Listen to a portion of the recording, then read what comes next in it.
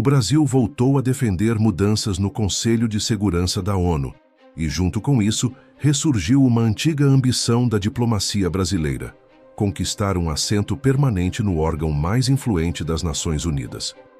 A proposta reacende um debate que divide especialistas, governos e observadores internacionais. Afinal, faz sentido manter uma estrutura criada há mais de 8 décadas praticamente intacta? E será que o Brasil reúne as condições necessárias para ocupar uma posição tão estratégica? Essa discussão ganhou força em um momento de crescente instabilidade global. Nos últimos anos, o mundo acompanhou conflitos que colocaram à prova a capacidade das instituições internacionais de preservar a paz. A guerra entre Rússia e Ucrânia, os confrontos no Oriente Médio, as tensões envolvendo Taiwan e a disputa cada vez mais intensa entre Estados Unidos e China aumentaram as dúvidas sobre a eficácia dos mecanismos criados após a Segunda Guerra Mundial.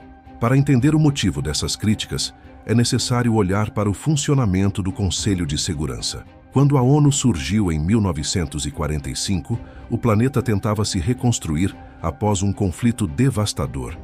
Os líderes das principais potências da época acreditavam que a melhor forma de evitar uma nova guerra mundial seria criar um sistema no qual os países mais poderosos participassem diretamente das decisões relacionadas à segurança internacional. Foi assim que Estados Unidos, União Soviética, posteriormente substituída pela Rússia, China, Reino Unido e França, receberam assentos permanentes. Além da posição fixa, esses países passaram a ter um privilégio exclusivo: o direito de veto. Isso significa que qualquer um deles pode impedir a aprovação de determinadas resoluções, mesmo quando a maioria dos demais membros é favorável.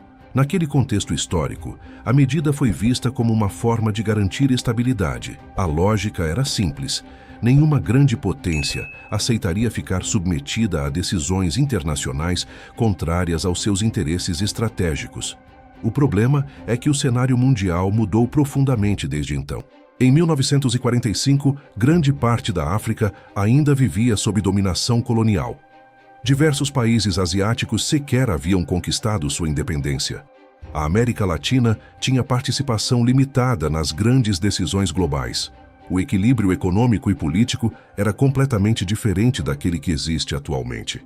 Hoje, várias nações consideradas emergentes desempenham papéis relevantes na economia, na diplomacia e na segurança internacional. Entre elas está o Brasil, que possui uma das maiores economias do mundo, integra fóruns internacionais importantes e participa de missões de paz das Nações Unidas há décadas. É justamente nesse ponto que se apoia o principal argumento brasileiro. Para muitos diplomatas, o Conselho de Segurança já não reflete a distribuição atual de poder no planeta. Segundo essa visão, uma organização que pretende representar a comunidade internacional precisa incorporar países que adquiriram importância estratégica ao longo das últimas décadas.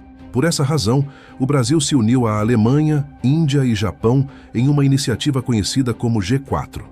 O grupo defende a ampliação do Conselho com a inclusão de novos membros permanentes. A proposta busca tornar a estrutura mais representativa e alinhada à realidade geopolítica contemporânea. Entretanto, a ideia está longe de ser consenso. Embora o Brasil receba apoio de diversos países, especialmente entre as nações em desenvolvimento, também enfrenta resistências.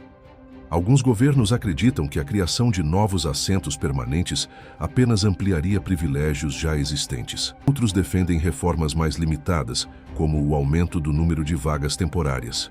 Além disso, existe um desafio político significativo. Qualquer alteração relevante no Conselho depende da aprovação dos próprios membros permanentes. Em outras palavras, aqueles que atualmente concentram o poder precisam concordar em dividir parte dessa influência. Essa dificuldade se torna ainda mais evidente quando se observa o uso frequente do veto.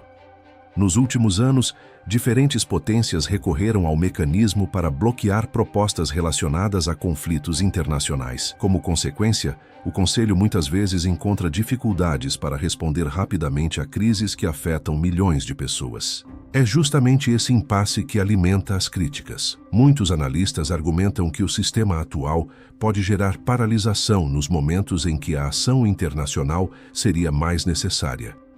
Quando os interesses das grandes potências entram em choque, o processo decisório tende a enfrentar obstáculos consideráveis. Outro ponto frequentemente levantado pelos defensores da reforma é a questão da representatividade regional. Atualmente, a América Latina não possui nenhum representante permanente no Conselho de Segurança. O mesmo ocorre com a África, apesar da importância demográfica, econômica e estratégica dessas regiões.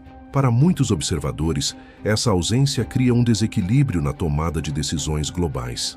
Afinal, temas relacionados à paz, à segurança e à estabilidade internacional afetam todas as partes do mundo, e não apenas os países que saíram vencedores da Segunda Guerra Mundial. Por trás desse debate existe uma questão ainda mais ampla. A discussão não envolve apenas o Brasil ou a composição do Conselho. Ela trata da capacidade das instituições internacionais de se adaptarem às transformações ocorridas ao longo das últimas décadas. Os defensores da mudança afirmam que a legitimidade da ONU depende de sua capacidade de acompanhar a evolução do cenário global.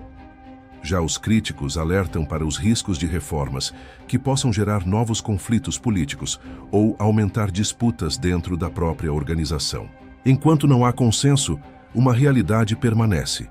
As decisões mais importantes relacionadas à segurança internacional continuam concentradas em um grupo de países definido há mais de 80 anos. E é exatamente por isso que o debate segue tão atual. No fim das contas, a grande questão talvez não seja apenas se o Brasil deve ou não ocupar um assento permanente.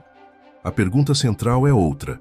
A estrutura criada após a Segunda Guerra Mundial ainda é capaz de representar adequadamente um mundo que mudou de forma tão profunda? A resposta para essa pergunta pode influenciar não apenas o futuro do Conselho de Segurança, mas também o papel da ONU em um século marcado por novas disputas de poder, desafios globais e transformações geopolíticas cada vez mais rápidas.